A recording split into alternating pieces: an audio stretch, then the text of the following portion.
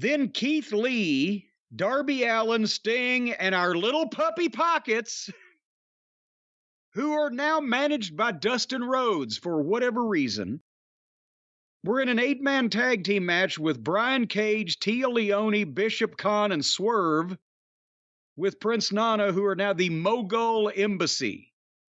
Rick Ross was not wanting to be in an embassy.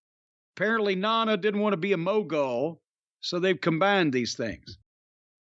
Why is Dustin in the corner? Why was this match happening? And why won't anybody run over Pockets with a truck? Those are the 3 things that I wrote down. I will say one thing. I guess because Sting was in this match, Brian Cage wore face paint as a tribute to his opponent in this match. I thought he was trying to do a Road Warrior Animal Halloween costume for kids. I don't know, but to be quite honest with you, I think he should start wearing face paint every week. He stood out a little more than he usually does. And why not at this point? Why not?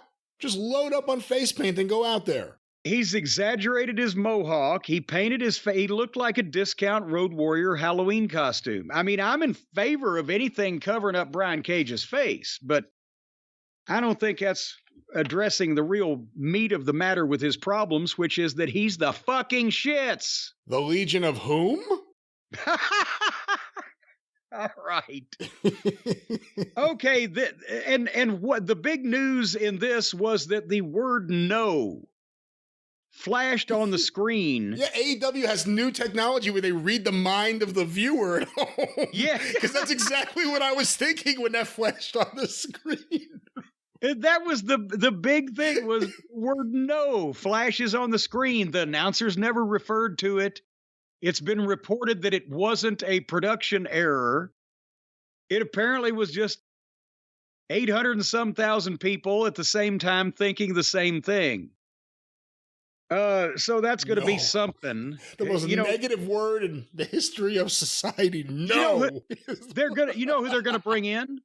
No. The next AEW signee is going to be Caesar from Planet of the Apes. Caesar? No. Remember, that's what started the whole thing. What? And finally, that one magic day when the first ape had heard that word so many times before and finally uttered it to his human captors. No! All right, this fucking shit. The first two Planet of the Apes movies are really good, but then, I mean, there's still some moments, but they also like lose some budget. Well, they're going back and forth in time. Yeah. And James Franciscus wasn't available and shit. Taylor. Yes. And speaking of not being available, this thing went through the break at the top of the 9 o'clock hour. And again, the match was shit, but did Darby get the win after he was the one pinned in the world title match, the main event of the pay-per-view? No, he did not.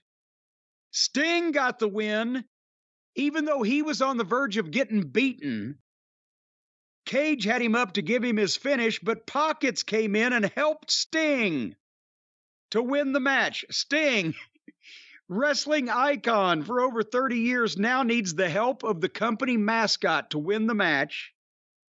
And he did it by giving Cage a Superman punch, Roman Reigns' finish, that missed Brian Cage's face by over a foot. Obviously, on camera, to the point where they could not and did not replay the finish as they do to every other match because it was so blatantly phony looking. And as it happened, Tony Schiavone screamed out, "God, I love pro wrestling." I get paid to do nothing. It's the greatest. Can I move on? Yeah, I mean, I don't know what else there is to say about this here. This here. I don't know what there is. I mean, yeah, you can move on.